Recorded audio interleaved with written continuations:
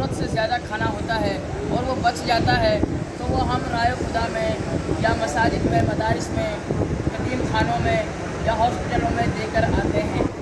لیکن اس کے برعکس ہمارے بزرگان دین اور اسلاف کا یہ طریقہ تھا کہ عمدہ سے عمدہ چیز جو اپنی ضرورت کی چیز ہوا کرتی تھی اسے راہ خدا میں خرچ کیا کرتے تھے، اور بچی کچھ چیز دینے کے بجائے بالکل عمدہ اور نئی چیز اللہ پاک کی بارگاہ میں خرچ کیا کرتے تھے۔ اس ضمن میں ایک حکایت ملاحظہ فرمائیے۔ حضرت سیدنا ابوذر غفاری رضی اللہ تعالیٰ عنہ مدینہ منورہ کے قریب کسی بستی میں رہا کرتے تھے، اور ان کے ساتھ اونٹ بھی تھے اور ایک کمزور سا چرواہا بھی تھا۔ ایک قبیلہ بنو سلیم کے نے حاضر ہو کر عرض کی کہ حضور آپ مجھے اپنی صحبت اختیار کرنے کی اجازت عطا فرمائیے۔ تو آپ نے فرمایا کہ اس کی ایک شرط ہے کہ جب میں تمہیں اپنے مال میں سے عمدہ چیز خرچ کرنے کو کہوں تو تم اسے خرچ کرو گے۔ تو انہوں نے اس چیز کو منظور کر لیا۔ اس کے بعد انہیں بتایا گیا کہ ندی کے کنارے کچھ لوگ آباد ہیں جو بہت غریب ہیں، اگر آپ ان کی مدد فرما دیں تو مہربانی ہوگی۔ اس کے بعد حضرت سیدنا ابوذر غفاری رضی اللہ تعالیٰ عنہ نے قبیلہ بنو سلیم کے ان شخص کو ارشاد فرمایا کہ میرے اونٹوں میں سے ایک اونٹ ذبح کر کے ان میں تقسیم کیجیے۔ آپ گئے اور اونٹ بہترین اونٹ کا انتخاب فرمایا، لیکن پھر یہ سوچ کر اس کے مقابلے میں دوسرے نمبر پر جو اونٹ تھا اسے لے گئے کہ وہ تو حضرت سیدنا ابوذر غفاری رضی اللہ تعالیٰ عنہ کی سواری ہے اور کارآمد بھی ہے۔ آپ رضی اللہ تعالیٰ عنہ نے دیکھا تو ارشاد فرمایا کہ تم نے خیانت کی۔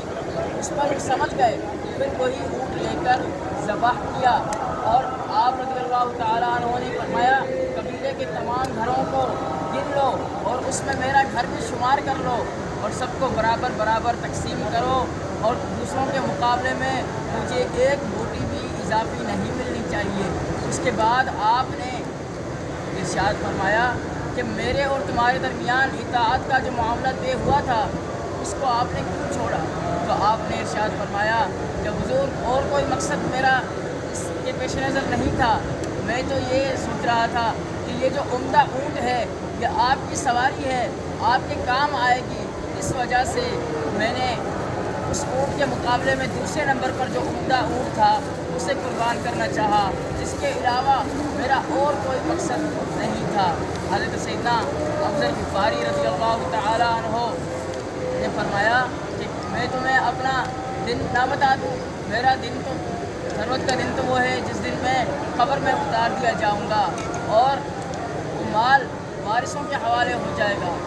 حضرت سیدنا ابو طلحہ انصاری رضی اللہ تعالیٰ عنہ کا باغ بہترین باغ تھا، ان کے پاس بہت سارے باغ تھے، لیکن ان میں سے ایک باغ بہترین باغ تھا جسے آپ نے راہ خدا میں خرچ کر دیا، اور نبی پاک صلی اللہ تعالیٰ علیہ وآلہ وسلم کی بارگاہ میں انہوں نے عرض کی یا رسول اللہ صلی اللہ علیہ وسلم میرے پاس بہت سارے باغ ہیں، ان میں سے ایک بہترین باغ ہے جس کا نام بیروحہ ہے، میں اسے راہ خدا میں خرچ کرنا چاہتا ہوں۔ آپ صلی اللہ تعالیٰ علیہ وآلہ وسلم نے فرمایا کہ ابو طلحہ اسے اپنے عزیز و اقارب میں خرچ کر دو، تو آپ نے اپنے رشتہ دار میں اس کو تقسیم کر دیا۔ پیارے اور محترم اسلامی بھائیوں، اپنی ضرورت کی چیزیں اور اپنی عمدہ اور پیاری چیزوں کو بزرگان دین اور صحابہ کرام اللہ کی راہ میں خرچ کیا کرتے تھے، بچا کچا مال خرچ نہیں کرتے تھے۔ جس طرح عام طور پہ ہوتا ہے شادی بیاہ میں پکا جانے والا کھانا اور نئے نئے کپڑے بچ جانے کی صورت میں وہ یتیموں اور غریبوں میں تقسیم کیے جاتے ہیں، حالانکہ ہونا تو یہ چاہیے کہ جو اللہ پاک کی راہ میں دینا ہے وہ نئی چیز دی جائے، اچھی اور عمدہ چیز دی جائے۔ حضرت سیدنا عبداللہ بن عمر رضی اللہ تعالیٰ عنہ بیمار ہو گئے تھے، تو پھر آپ نے اپنے خادم نافع رضی اللہ تعالیٰ عنہ کو فرمایا کہ بھنی ہوئی مچھلی مجھے کھانی ہے۔ اس وقت مدینے میں مچھلی دستیاب نہ تھی، آپ رضی اللہ تعالیٰ عنہ 1.5 درہم میں وہ مچھلی خرید کر تشریف لائے، اتنے میں وہ ایک فقیر حاضر ہوا۔ آپ رضی اللہ تعالیٰ عنہ نے فرمایا کہ یہ مچھلی اسے دے دو۔ حضرت حضرت نافع رضی اللہ عنہ نے عرض کی حضور آپ نے یہ مچھلی منگوائی ہے، آپ ارشاد فرما دیں کہ 1.5 درہم میں اسے دے دیتا ہوں۔ آپ نے فرمایا نہیں، یہ مچھلی اسے دے دو۔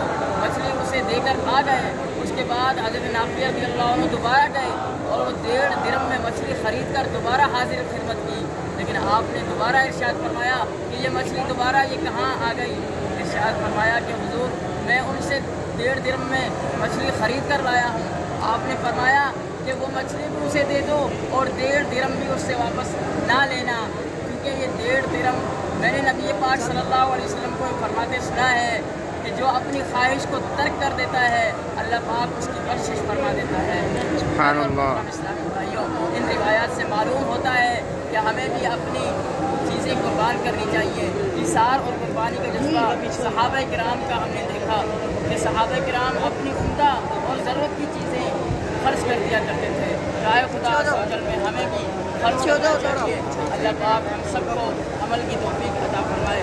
آمین بجاہ خاتم النبیین صلی اللہ تعالی علیہ وآلہ وسلم۔